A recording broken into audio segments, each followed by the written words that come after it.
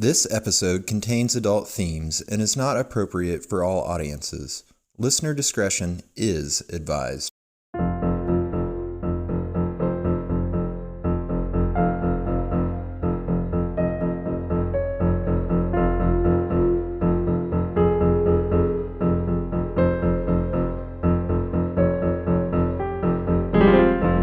Hello, the world.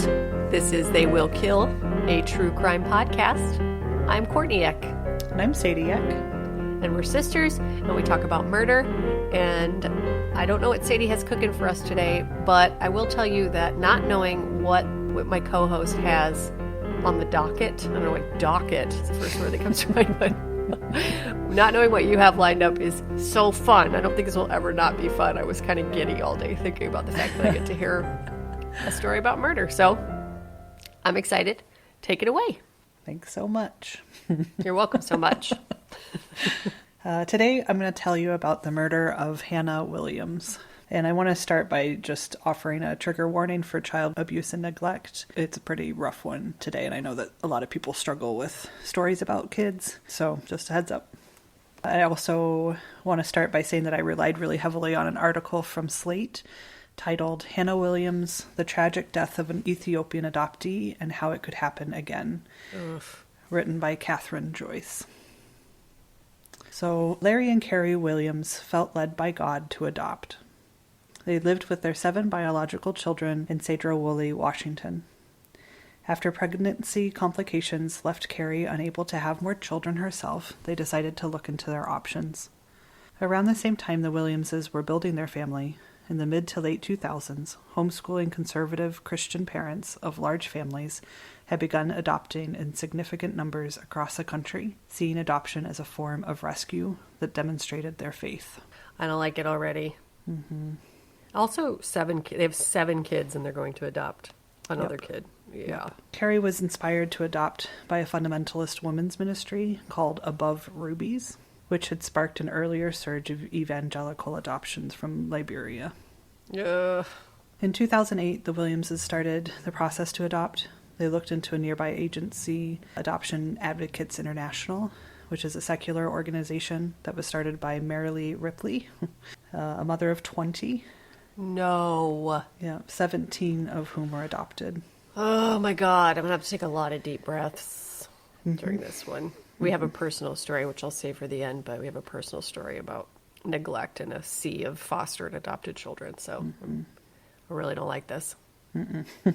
So AAI quickly alerted them to a deaf Ethiopian child in need of a family.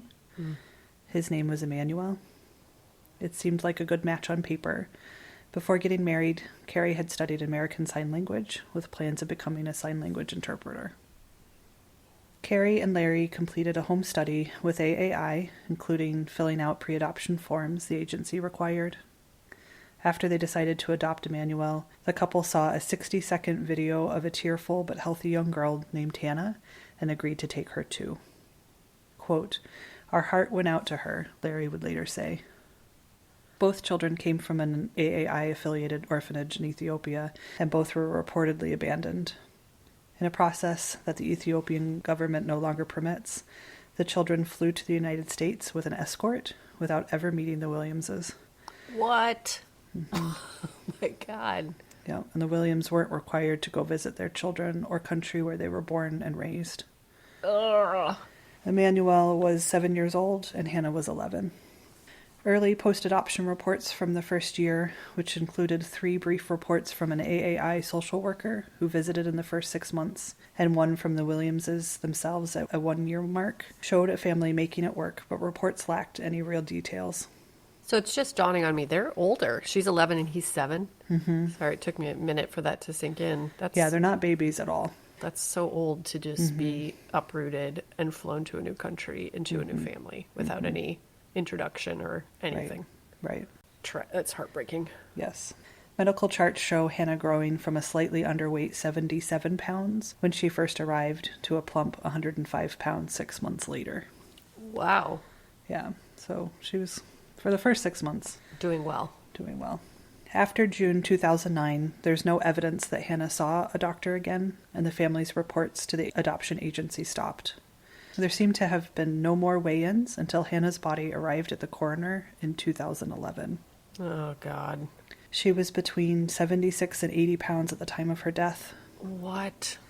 Lighter than 97% of 13-year-old girls her age. Oh, my God. In images from the autopsy, Hannah's ribs are visible, her clavicles sharp, her gaunt chest as flat as a boy's. Her head had recently been shaved, and her body bore the scars of repeated beatings with a plastic plumbing hose. Oh, baby. No. We're in trouble if I'm already getting teared up. Yeah. The Williams family lived on a 5.6-acre lot set back from the road within a gated community. They prohibited most TV and internet access, homeschooled their children, and only socialized with one or two other families beyond their own relatives. Mm-hmm. According to those that knew the family, they had grown increasingly fundamentalist over the years. Larry had taken to giving some sermons in the backyard. Carri, who married at 19, went from wearing pants to just skirts or dresses and didn't believe that women should wear swimsuits or vote. I mean, I can't argue with that. God. Mm-hmm. I know, wear what you want, but don't vote. Yeah. I mean, I'm fine with swimsuits. I just don't think women should vote. God. If you're just tuning in, I really don't think women should vote. No, I do. Please vote. Women and all genders. Everyone. Yes. Carri and Larry were very strict with their children. They were known to follow the teachings from a fundamentalist Christian child-rearing book called To Train Up a Child, written by Michael and Debbie Pearl, which advises raising children to obey without question. Mm-mm. The book provides instructions on using a switch on babies as young as 6 months old. I had a feeling that was coming. To discourage misbehavior, and describes how to make your own tool for hitting on the arms, legs, or back, including a 1/4-inch flexible plumbing line that Mr. Pearl notes, quote, can be rolled up and carried in your pocket. Oh, God. Just so you have it on demand for any time your child, yeah. When your 6-month-old infant misbehaves. Okay, I'm still here. Mm-hmm.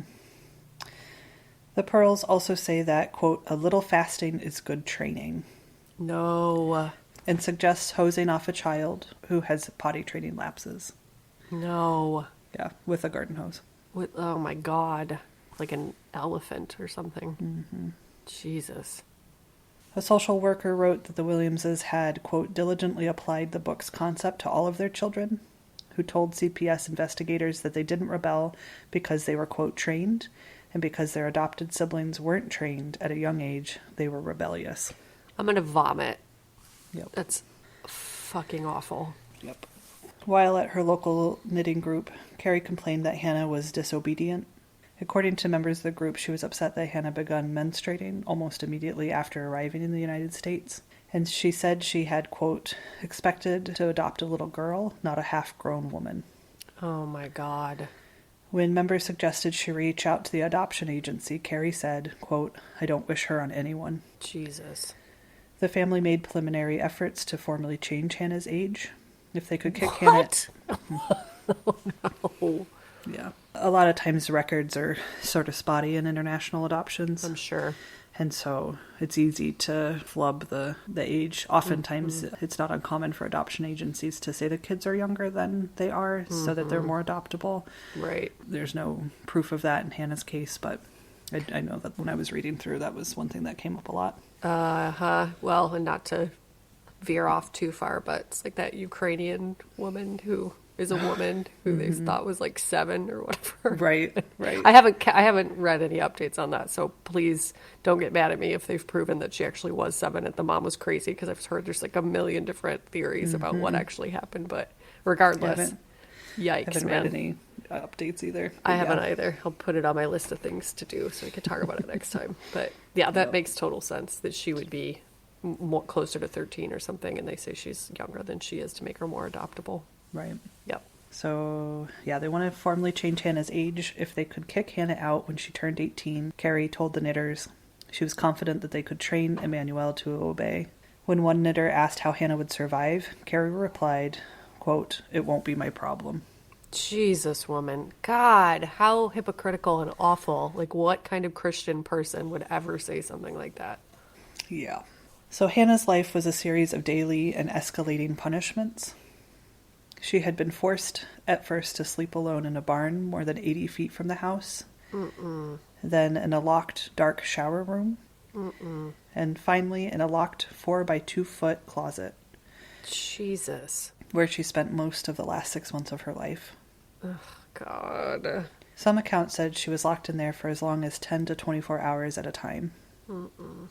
Her parents would pipe in Bible sermons and religious music as part of her, quote, training. Oh, my God. Just full-blown torture. Yep. After the Williamses accused Hannah, who was a carrier of hepatitis B, of smearing menstrual blood on the bathroom door, Hannah was also made to use an outdoor porta potty behind the barn that the family only serviced once or twice in the entire year she was forced to use it. Oh, Jesus. She showered in the front yard under a garden hose propped up with sticks in the view of the family. Sometimes the family wouldn't speak to her for days at a time. If Hannah argued with Carri about the clothes she picked out, she was made to wear nothing but a towel, and sometimes she had to go barefoot. Oh, my God. Yep. Hannah's braided hair, of which she loved, was shaved off 3 times, once for cutting the grass too short. Oh, man. Oh. I'm going to have to, tie myself to this chair to not drive to wherever these people are and beat the shit out of them. I'm so mad right now. Yeah. It's really upsetting. Yeah. She and Emmanuel were both fed different meals from the biological children. Cold leftovers topped with frozen vegetables, or sandwiches deliberately soaked with water. Mm. Most often they had to eat outside, away from the family, even when it rained or snowed. Oh my God. They weren't allowed to participate in birthdays or Christmas, and they were spanked with a variety of objects, including belts, a long flexible glue stick, and a piece of thin plastic plumbing tubing that Carri kept in her bra. Mm-hmm. The misbehavior they were punished for included getting homework wrong, not standing in the right place, and sneaking food. God. The biological children were sometimes spanked too, but not like Hannah and Emmanuel. Friends and neighbors noticed that Hannah was excluded, trailing behind the family if they went out for a neighborhood walk, or lingering at the edge of the driveway while the other children played. No one liked Hannah, her sibling said, but that didn't matter because Hannah was, quote, always in the closet. They rarely even heard her because Hannah had stopped crying when spanked. Oh my God. By the time Hannah died, she hadn't fully participated in family meals or homeschooling for a year. Ugh. On May 11th, 2011, Hannah had been outside since mid-afternoon, wearing only cut-off sweatpants and a short-sleeved shirt. The day was rainy and only in the mid-40s. Carri had originally sent Hannah outside that day as punishment, ordering her to do jumping jacks to stay warm. She walked Hannah to the porta potty out by the barn and watched her fall several times, but went back inside to avoid seeing what she thought was attention-seeking behavior. Jesus, this woman. I know. As the hours wore on, Hannah refused to come back in when Carri called. Carri put out dry clothes and sent 2 of her biological sons to hit Hannah on her bottom with a plastic switch for disobeying. But Hannah had begun to remove her clothes, and Carri, who believed in strict modesty, called the boys back in. Carri and many of Hannah's 8 siblings watched through a window as Hannah staggered and thrashed around, removed her clothing in what was known as a hyperthermic paradoxical undressing, and fell repeatedly, hitting her head. Yep. Emmanuel recalls later that the family appeared to be laughing at the girl. Eventually, Hannah fell face forward in her parents' backyard. Carri went outside. Upset by Hannah's nakedness, she got a bed sheet and covered her before asking 2 of her teenage sons to carry her in. She called her husband Larry, who was on his way home from a late shift at Boeing.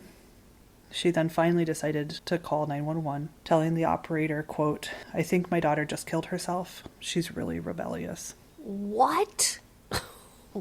What? I know, man. I think my daughter just killed herself? Yep. I think my daughter just killed herself. She's really rebellious. Oh my God. I know. I have to take a deep breath. I know. I'm pushing on my face and clenching my hands. And oh my God, I don't even know what to do with myself. No, it's awful. When I started reading about this case, I just couldn't believe it. No, a demon possessed that woman. Like, there's just no humanity. That's it. There's no humanity in those people. No. To do that to those kids. So as the operator walked her through mouth-to-mouth resuscitation, an even-voiced Carri explained that Hannah's mouth was full of mud. Her eyes were dilated, quote, like she's in a dark room.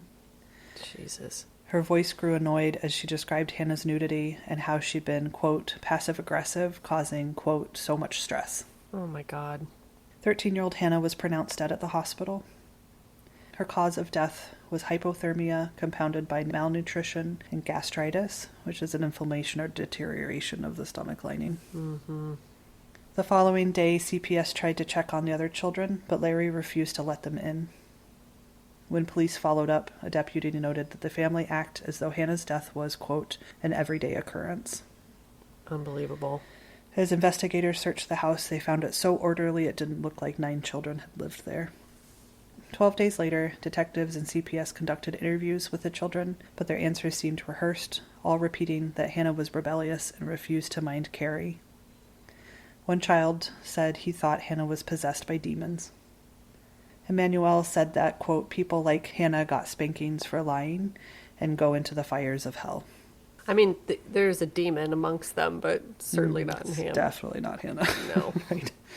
2 months later, in mid-July, CPS received an anonymous tip from someone claiming that Carri didn't like her adopted children and that Emmanuel was starting to be treated like Hannah had been. Things were never much better for Emmanuel.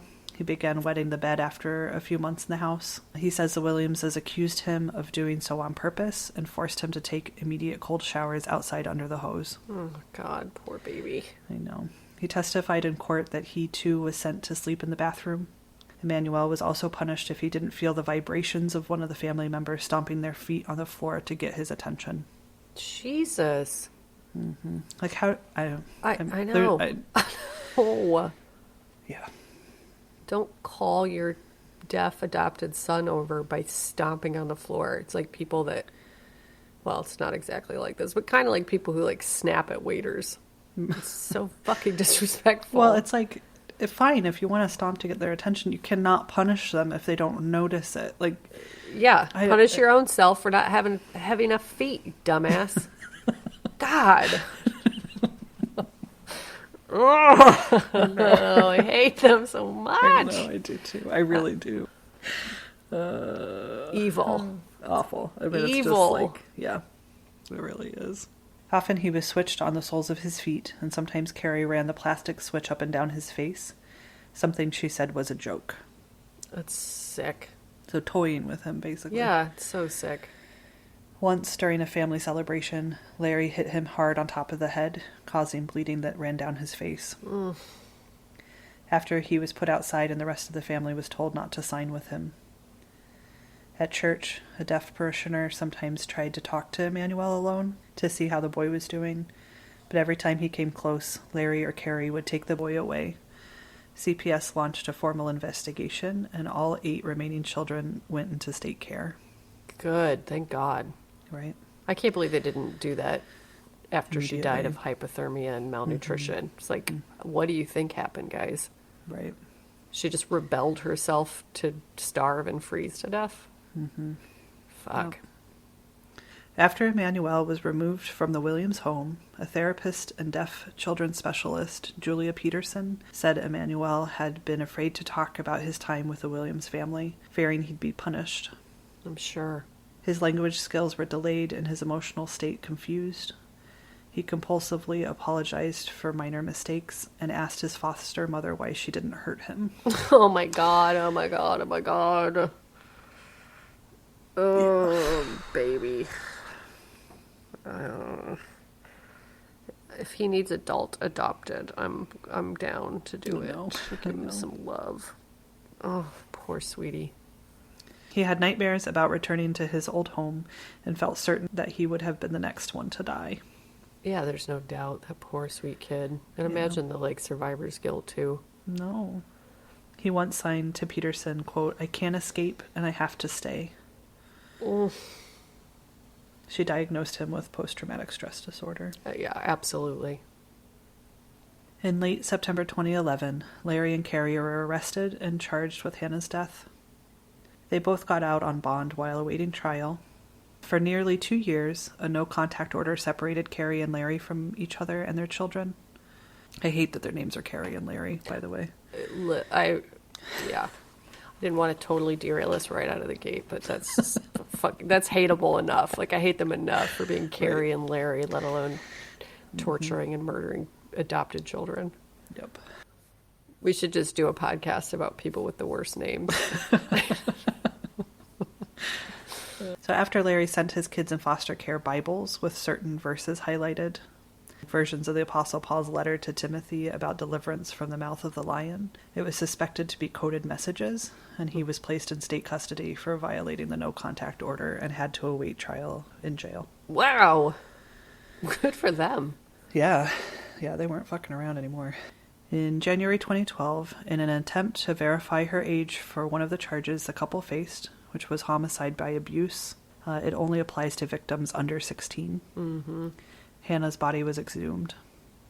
According to adoption records, Hana was 13 at the time of her death, but the Williams' attorney argued in court that she was much older. Whoa. If they could prove that she was 16 years old, the charge would be dropped. Mm-hmm. They were unable to prove this, thank God. Thank God, because, ugh. Yeah. And the charge was upheld. Good. And she was 13 when she died. She Yes. was, so she was the age that they said she was. Mm-hmm. Yeah, she was almost 14. But, yeah. On July 22nd, 2013, Larry and Carri's trial began. Prosecutors focused heavily on the couple's fundamentalist Christian lifestyle and the way they disciplined their children. On July 29th, Emmanuel came to court to tell his story. It was a slow process involving 3 sign language interpreters that left the courtroom silent for long stretches of time, punctuated by sounds of crying from Carri at the defense table, but also observers in the gallery moved by the sight of a small boy who looked more like 8 than 12, and his continuing confusion about what he'd seen. At one point, Emmanuel testified that he wasn't sure where Hana had gone. Quote, "I don't know," he signed, his hands pausing in midair. "She disappeared. I think maybe she's dead." Oh, sweetie pie. Ugh. You know, it's just one of those, like, it's sad enough that Hana is dead. Yep. But, you know, when we focus on Emmanuel's part of the story, I didn't focus on the other children involved, but for all of those kids. So traumatized. Right. I mean, their own abuse they suffered, but then to also have to constantly witness their siblings be abused. Yeah. It's just trauma on top of trauma. It's really upsetting. No, it really is. Yeah. Yeah, especially little Emmanuel. Like, fucking monsters, man. Absolute monsters. It also came out at trial that the pair omitted information when asked about the way they discipline their children on the pre-adoption forms. The adoption agency says prospective adoptive families who spank their children would not be allowed to adopt from them. Mm-hmm. When Carri and Larry Williams took the stand during their defense, they blamed each other. Larry told the jury that Carri was the one responsible. She presided over the abuse on a daily basis while Larry was away at work. He was unaware of how bad things had become. Carri explained that Larry was the head of a patriarchal home. She was just his delegate and only did the things he asked of her. Man, they can't even, like, present a united front. Like, you're just No. going to abuse kids in the name of God, and then you can't even own up to it. Nope. Yeah, it's like you're doing this because you think God wants you to, so fucking stand up for it. You know what I mean? Like, don't blame each other in the end. Right. Gross. Yep. Although there had been no mention during the trial of the couple's potential psychiatric issues, Larry's defense team asserted in closing that the family had been utterly unprepared for the challenges of adopting 2 children with mental health problems on top of the 7 they already had. Well, and there's got to be some kind of, like, Munchausen-y sort of problem with them, don't you think? It's Well, like, we'll talk here in a minute about what, like, this is an ongoing problem yeah, in large, and it happens to be fundamentalist Christian families. right.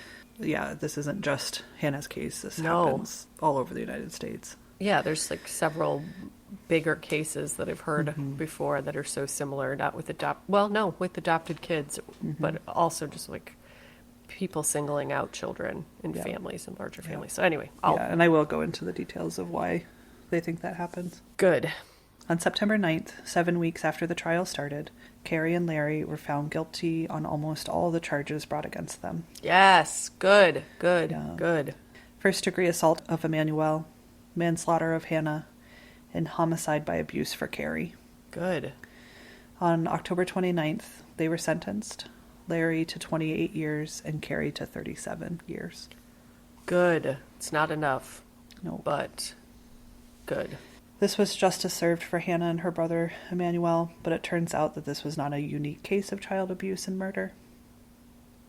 When Hana died, she became one of at least dozens of adoptees alleged to have been killed at their adoptive parents' hands in the past 20 years. Holy shit. And part of a far larger group of children who become estranged from their adoptive families. Most often, these are large families with fundamentalist beliefs about raising children. Mm-hmm. Among Ethiopian adoptees who came from the same orphanage and adoption agency as Hana, there have been an unreported crisis of, quote, forever families that fail. Yeah. These are adoptions that, in an absence of any real oversight and in environments of harsh discipline, began with good intentions but went profoundly wrong. Totally. Hana's case symbolizes some of the worst problems in adoption policy today. That families are only required to have 10 hours of training before adopting, all of which can be done online. What? I got this information from a few years ago, so maybe the things have changed a little, but I think this is pretty much still true. Yeah, that's shocking. Yep. Once adoptions are finalized, families have no legal responsibility to report on their children's well-being. And that a family was able to simultaneously adopt 2 older traumatized special needs children without having traveled to Ethiopia. Yeah. That the Williamses took no steps to understand Hana and Emmanuel's background and believed that striking and withholding food were legitimate forms of discipline for adoptees who may have gone hungry or been abused in the past. Just made the situation that much worse. Absolutely. Another phenomenon that happens with some international adoptions, especially of older children, is, quote, rehoming, where the parents of these children no longer want them, so they give them away to other families. No. One woman even admits to rehoming her Ethiopian children to Craigslist. Shut On the Craigslist. fuck up. Mm-hmm. Yep. On Craig, yeah. I'm speechless. I know. Yep, she rehomed her children on Craigslist. In what state? Like, what is happening? I don't know. You're not even allowed to rehome pets on Craigslist anymore, Right. Really. Holy Right. shit. Yeah, the article I read about the rehoming, I didn't write it down. I want to say that they quoted in there, it was like 8 or 10 states have laws against rehoming adopted children. The other states don't. Wow. And so it's, yeah, you can just say, I don't want this child anymore. Can somebody else take them? That is Just wild. unbelievable. That is wild. Mm-hmm. Historically, failed adoptions were thought to come from countries where children were either institutionalized for long periods of time, like Russia or Romania, or from post-conflict zones where adoptees may have experienced serious trauma, like Liberia or Sierra Leone. Yep. However, the pattern is now emerging with adoptees from countries that don't share those histories, including China and Ethiopia, which are 2 of the top, quote, sending countries for international adoption in the United States. Mm-hmm. In other words, problems that adoptive parents have frequently attributed solely to adoptees for being too damaged to adjust to family life sometimes have a cause in the parents as well, who may embark on challenging adoptions with abundant zeal, but no training or preparation, in a system that provides few real checks. Ugh, man. Also, it's a problem in general, even in not fundamentalist homes. Basically, international adoption is a problem. Mm-hmm. There are lots of problems with it. Mm-hmm. I have friends who were adopted from other countries and are really struggling as adults. Mm-hmm. And luckily, there's more conversation about it. There's a lot more awareness surrounding it, but just that it really fucks you up. Right. Primarily if your family doesn't do anything to integrate you into your original culture of your original home. Right. You know, they're finding that that's a huge problem. Their heritage is lost. It's a real problem. Yeah, and they just permanently feel sort of unmoored and not belonging anywhere. Right. And the other problem they're finding with international adoption is it's such a huge moneymaker for countries that oftentimes families let their children go thinking they're coming back. They're not abandoned. They think they're going to school, and then they are adopted out to other countries and never come back. Jesus. Yeah. I know that there have been a lot of crackdowns on that, but I think it's still a big problem. Oh, I'm sure. Or there's no, mom and dad die and they're not trying to keep the children within their family, right? The extended family. Right. Well, and people in the United States are so desperate to get kids that they can't get kids. And look, I'm a huge proponent for adoption. I think it's wonderful when it works. But I think that people need to do their research and understand how it affects the baby or the kid. Yeah. Well, and even in America, they're really starting to try to move towards doing whatever they can to keep children within their extended families. Yeah. It's just overall better for them. Yep. And again, not to say that adoption is not important and valid, and it obviously completely is. It's a wonderful thing to do. Yes. But we have to do it responsibly. And what's best for the child. I think, in my opinion, what is best for them first. Absolutely. And then, if adoption is necessary, making sure that they're in loving homes where they'll be protected and cherished. Yeah, and not making it about the parents with some kind of savior complex or so desperate for the kid to integrate into their family that they don't take the time to understand what the kid's going through and try to help them process through that. And maybe that means some separation between you and your child. Maybe that child needs to go spend time with other people who they can more closely identify with. And that would not feel good to me as a parent. I can understand why people, they want your baby to be you only love you, but no, I don't. I am not that parent. I love it when my parents are. You're like, kid, why don't you go get to know that family over there a little bit? Adoptions that go catastrophically wrong as Hannah's are due to more than just one bad book, but a toxic combination of unprepared and overwhelmed families, inappropriately harsh parenting that exacerbates traumatized children's behavior, and an oversight system that too often fails to consider either. And the children's side of the story is rarely told. Yep. Rachel Coleman, a PhD candidate at Indiana University, Bloomington, and a homeschooling graduate herself, she co-created the website Homeschooling's Invisible Children, which tracks cases of extreme child abuse or death in homeschooling communities. Of the 125 cases the site has collected so far, 43% are adoptees. Much of that she attributes to parenting styles among some fundamentalist homeschoolers that focus on breaking a child's will to raise perfectly obedient children. Quote, adoptive parents coming from this point of view are looking at the child almost as an enemy to conquer. Yep. The idea is that there is a payoff.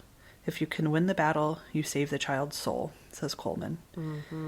In such a setup, families may be reluctant to admit failure or ask for help, and everything from everyday disobedience from serious problems that need psychological treatment may be instead viewed as, quote, sin issues to be addressed with religion.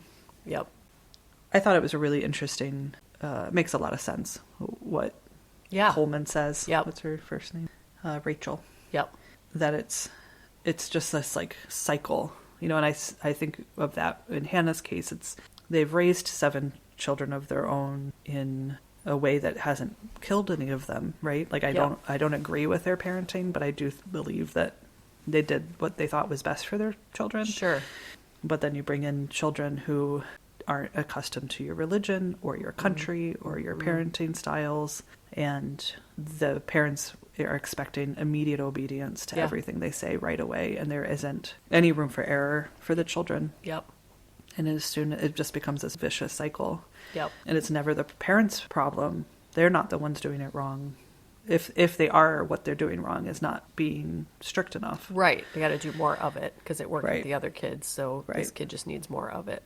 Right. So we better just increase the punishment to get her to understand our rules Yep. to the point where she is tortured, murdered. Yeah. So after the Williams' sentencing, the Ethiopian Community Center in Seattle had hoped to install a headstone for Hannah where only a temporary marker had been. But before they could, community members who had spent months following the trial and years grappling with what had gone wrong learned that they couldn't. 2 years after Hannah's death, the Williams' extended family suddenly ordered a headstone themselves. Yikes. The birth date on the stone reads 1994, 3 years earlier than the year listed on Hannah's death certificate. No. Yep. The engraving is an attempt to change Hannah's age from 13 to 16, just as the Williams' defense attorney had argued in seeking to invalidate the trial's most serious charge. To cast Hannah as not a youthful victim, but as a troubled older teen. Oh, that is so disgusting. Yeah. So disrespectful. Yeah. If only on a symbolic level, it gives the parents who abused, shunned, and ultimately killed Hannah the last word on her life. Yeah. After Hannah's death, Ethiopia banned all foreign adoptions in 2018. Wow. They cited Hannah's case as one of the reasons for the ban. Good for them. After being removed from his abusive home, Emmanuel was living with a deaf African-American foster mother. His signing ability improved dramatically, and according to court testimony from a parishioner who had known him since he lived with the Williamses, he seemed happier than he'd ever been. Good. Emmanuel is now about 19 years old and is said to be doing fairly well. He hopes to return to Ethiopia with his new loving family. Good. Yeah. Sweet boy. That's perfect. I know, buddy. And I think that's all. That's all I got. Holy shit, man. What a tragedy. Like the capital T tragedy. Oh, that was such a good one. I mean, such a unbelievably awful one, but such a good one. And I think so important because it's one of those complicated things where you're so well-intentioned, you think you're doing the right thing, but you're actually doing the absolute worst possible thing. Right. You know? And so something that people aren't as aware of as I think that they need to be. So right. That's a really And I think just in general, we got to really think about creating families that support children and what does that look like? And it's not always in families' hands. Things happen, but you don't, adding to these enormous families, adding more children with, often with issues and big needs is that the right place for them? Absolutely. We had Sadie and I worked at a group home. I think we mentioned this really early on in the podcast. We worked at a group home in college for teenage boys with disabilities and emotional disturbances. And we could definitely do a podcast on that if it wasn't totally immoral and illegal. But it was a wonderful experience, extremely challenging, but super wonderful. And we had a boy there, and I won't go into too much detail, but he was the adopted son of a family of 15. And he was one of their first kids that they procured and adopted. And then they had 15 other adopted and foster children. And he had come from a family where he was badly abused. And then in turn, he was acting out his behavior on his younger siblings and had to be removed from the family, from the home, and put into our care.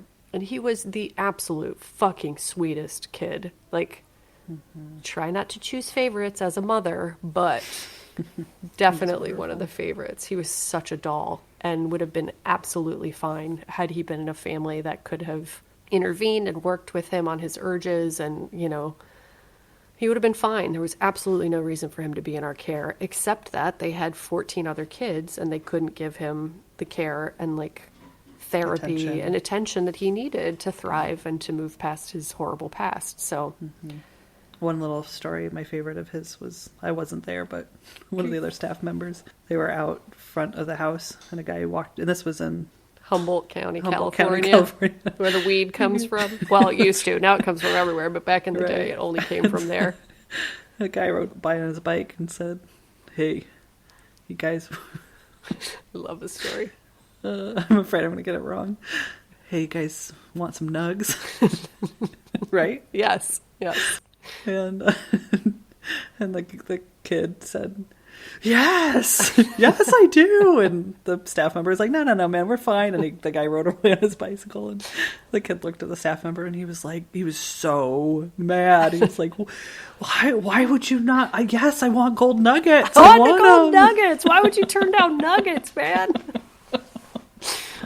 Oh, sweet buddy. Just fucking, okay, here you go. Clink, like giant pirate bag of gold nuggets. Oh, he was so sweet. Such a good kid. But yeah, I think definitely. about all those boys so much. I wonder. I mean, they're So all grown much. men now. I wonder. Yeah, how they're doing. I know, especially him, because he had such an opportunity. He had such a, honest chance. This kid really had everything that he needed to be successful. Yeah. Except for a way overloaded family. Right. So, yeah, we definitely formed strong opinions about it pretty early on in our adulthood. And, yeah, you got to really check yourself and your savior complex and figure out why you're doing it. And, is it for selfish reasons or is it for the kid? Yeah, I know it. When I think a lot about how everybody's different, obviously, but like I'm limited by my parenting abilities at 2 children. Like that's yes, that's it. I could not imagine adding any more than 2. Like this is it. No, when Laura and I go down there are 4 of us, and it's like then our parents will come over, like 5, 6 of us, and 2 of them, and it's still too much.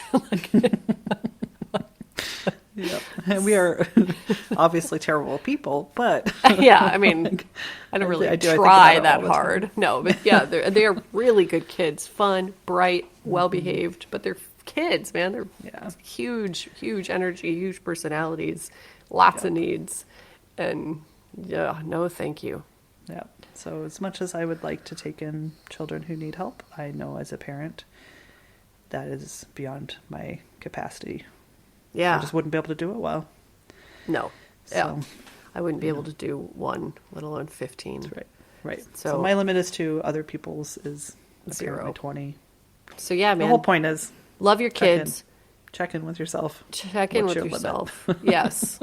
Don't ever hit your kids. I will not agree that that's ever okay.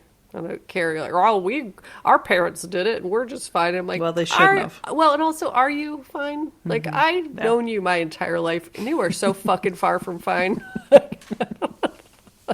I love you, but there is multiple things seriously wrong with you. Right. So yeah, don't hit your kids. Don't adopt unless you're prepared for everything that requires. And God bless little fucking Hannah, sweetie pie, baby doll. I'm so sad she didn't get to have any moments of like warmth or kindness before she died. It breaks my heart. Me too. Big time. Big time. And if Emmanuel needs me to adopt him, I will do it. And then I will surround him with, I'll send him to Ethiopia and just financially support him, basically, is what that would come down to. Yeah. Sweet boy. Oy. Good job, man. Thanks. Yep. If anybody wants to adopt me, then give me money and hugs. I want to be adopted, but what I need is you pick what we eat every night and go ahead and cook it. Don't make me make a shopping list. Like, that's really all I need. It's called fucking HelloFresh. That's why I love it so much. I got adopted. I mean, that's why I love to cook, and I think I'm pretty good at it, but I got so bogged down by picking what to make all the time. And Laura, they really need to go ahead and sponsor us because we're already. I know. Well, they don't have set up to. Here. They don't have to because we've already done all the work for them. But I know, and then I'll be like, "Oh, tell me, what did you make tonight, Courtney?" Well, tabbouleh couscous bowls or whatever. I made a crazy one last night. It was so delicious. It was like pickled cabbage. It sounded disgusting. Curried rice and pickled cabbage and crispy chickpeas and all this weird shit. Laura was not feeling it. She doesn't like all that hippie stuff like I do. And it was so fucking good. Did she like it yes, when she ate it? Yes, she loved it. So I'm hungry right now. I'm ready for something fresh. So when I assume our reach is so vast now that the ad exec of HelloFresh is listening, we're ready, guys. Yep. We're ready. And if you take the idea of like a campaign about being adult adopted by HelloFresh, I will sue you. So. Oy, oy, oy. Hey. I'm litigious these days. I got power hungry. We hit 10,000 downloads today, and I'm ready to take over the world. I'm just gonna basically not take over the world, just turn on everyone I care about, like my brother-in-law who made our music. My beloved HelloFresh. Oh boy. Welp. Yeah, there we go. There we go. Done with the terrible stuff. Yeah. We can talk about the better, not terrible stuff. On to the businesses. I mean, I guess we already were talking about. Anyway. Yeah, here's some things that aren't terrible. I'm going to name a couple names and tell me if these sound familiar to you. Nikki McKibben. Yes. EJ Day. Ryan Starr. Do you know where these names are from? Are we back to American Idol? Yes! At first, I thought you had like surprise Patreon supporters or something that I didn't know about. No, that's all American Idol season 1. I looked it up after. Oh shit! So and the whole reason I went to look at it was to see if Jennifer Hudson was. Dude, she came in third. I believe, and I know you're right, but I just like I don't, you know me, I have to just confirm it. Mm-hmm. And I looked it up, and I was like, oh my God, it all just came flooding back to me. And I looked up strap arms for Ryan Starr, because you remember her, she was the hot one that had all the straps. Her outfits were all straps, so like her midriff showing, and then like straps everywhere. She wasn't the one with like the chunky hair colors. That's Nikki McKibben. That's Nikki McKibben. And remember, she had like a karaoke business. Uh-huh. And none of them were good, except for Kelly and Jennifer, basically. Right. And Justin was pretty good, but yeah, they got in there just in the nick of time, because they would not have made it. Like Ryan Starr in particular, God bless you. I do not mean to talk trash, but she is like really good looking and could not sing to save her life. So that was a fun rabbit hole to go down. Yeah, that's great. And I keep forgetting to mention this, but I don't know if we're ever going to have a name for our listeners. It's just going to have to happen organically. And I kind of feel like it would have by now, but we could keep talking about it until it works. But we have a listener from the UK who's just an absolute doll and super supportive. Her name's Louise M. And she brought up the fact that in the UK, they have a dessert called the Eccles cake, spelled Eccles cake. So I like to think of you guys as my little Eccles cakes. Oh, adorable. So cute. So cute. So thank you, Louise, for being generally just a wonderful person and so supportive of us, but also for that adorable recommendation. Yeah. No, I think that whatever our listeners are called, they'll decide for themselves. Yep. I know. We'll call them Murderinos. Why does that sound so familiar? I don't know. Just came up with it. Oh no! Fast forward, getting sued by my favorite murder. They love you, doesn't it, Courtney? Yeah, yeah. I have to reconsider some of my recent choices. We are murderinos. We are. Yep. We love you, ladies. Anything else? I don't think so. We've had an amazing day. Yeah. So many supportive listeners out there excited for us. Yep. We have a really fun giveaway happening on Facebook and Instagram, mostly on Instagram, but we also posted it over on Facebook. Yes. So if you're interested in winning some really cool stuff, go over there and check it out. Yep, and it's going to end on the day that this airs. So if you're listening now, get on there today and tag some friends, and we'll poll the winner on Sunday when we record. I think is how we're going to do it, right? Something like that. Something like that. Yeah. Logistics, schmagistics. Like, time is a flat circle in quarantine, so whatever. Yeah, whatever. We've figured it out this far. We're doing pretty good. We are. For like, just not really having any idea what we're doing. Nope. We've done incredibly well. I think so too. And it's because of you beautiful Eccles cakes. That's right. It might stick, It man. rolls right I know. off the tongue. It We'll might have to have Louise say it for us. I'm sure she does a much nicer job of it. Oh yeah, I'm definitely not attempting a English accent. Nothing makes me more mad than American people trying to speak with a British accent. I just want to like roundhouse kick people when they do it because it never sounds good. No. I love on the reverse side when British people speak with an American accent. That is fucking great. Like, it's very R heavy. Like, what are you guys doing today? And, like, accurate. That is adorably accurate. I was in New Zealand for a couple months way back in my 20s, early 20s, and we hitchhiked around because it was safe to do it there, and we got picked up by their Navy, which is, at the time, it might have changed, but basically just like a community service organization. They're like, wait, well, we're not fighting anybody. Like, it's New Zealand. What the fuck? Who's going to fight New Zealand? But they would go to, like, I don't know, commencements with other military people, militaries from other countries, and they called the American military the goddams, because in all American war movies, they're like, well, you're a goddamn hero. So, they're like, oh god, here come the goddams. That's so adorable. So adorable. Love you guys. And we have a very, very, very supportive fan from New Zealand right now, Shannon. Yes. Hi, Shannon. You fucking angel. So we love you guys. Thank you for getting us to 10,000 downloads. That's right. Keep telling your friends, because once quarantine ends, I don't know how the fuck we're going to do this full time. It's a full-time job, believe that. And I have other jobs with an S at the end, because I'm one of those annoying people who are like, I'm a life coach and I teach yoga and I'm a model actress. I'm not any of those things, but I am that kind of person that has multiple side hustles, as the millennials like to say. I know. I'll just have to let the quarantine get over so I can put my children in school. Yeah. You'll have a little bit more time and I'll have significantly less time. So please help us do this full time, because this is all we really want to do, and we can do that if HelloFresh sponsors us. Simple three-part system.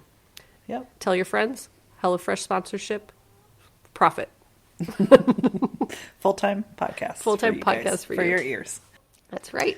That's right. So the way you do that is to follow us on Instagram, Facebook, or Twitter at They Will Kill. Email us at theywillkillpodcast@gmail.com, and check out our website at theywillkill.com. You can please rate, review, subscribe. Yep. Another thing that's been helping us is that people are getting on Reddit. If you're not already there, just don't even bother. But yeah, because I love Reddit for research. It's amazing for research, but trying to post on Reddit is like trying to get into the Kremlin. Like, it's fucking impossible. It really is. I don't get they're it. like, nope, denied. I'm like, why? They're like, just cuz. Don't know. I read your rules. Too bad you didn't read them. I just updated them again. But if you are much more savvy than we are, and you're on Reddit, and you want to tell people about us, that really helps us too. It really does. What else? Thank you to AJ Bergantz for our music. You're a doll. You are our homeboy. You are our homeboy. That's what I was going to say. Oh, there you go. And remember. So I have one today. And oh my gosh. I was watching my favorite show, Ridiculousness, on MTV. And they have this commercial that keeps playing in response to coronavirus. And it's this like very square woman, like a young woman. Square as in like, shape, or square as in it's attitude? just her voice. It's like graphics going up, and it's like all about, being positive during coronavirus. She's like, be safe. Stay in touch with your friends. And then she says, stay at home. Dance to a jam.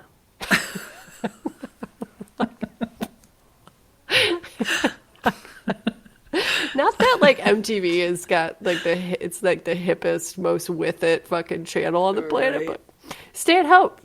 Dance to a jam. So there you go, guys. That's amazing. Just stay at home, dance to a jam, which is really hard to say. Dance with a jam, dance to a jam. Just jam it. Jam it. We're gonna get through this if you stay at home and jam it out. I mean, at this point, MTV needs to hire us for their commercials, too. Seriously, Ridiculousness doesn't need my help because it literally plays 24 hours a day at MTV because it's so popular. They're doing just fine. But if you guys want to sponsor us, if you want me to sponsor... Wait, what? How does that work? If Ridiculousness wants to drink the water. Just spit it everywhere. I want to get sponsored by Ridiculousness, and then we will do your commercials for coronavirus. There you go. Yeah. Done and done. Great. All Profit. right, glad we figured this out. Profit. Oh, we love you guys we love you so much. fucking Thank much. you for listening. You're the absolute best. And have a good day, and goodbye. Goodbye. Goodbye.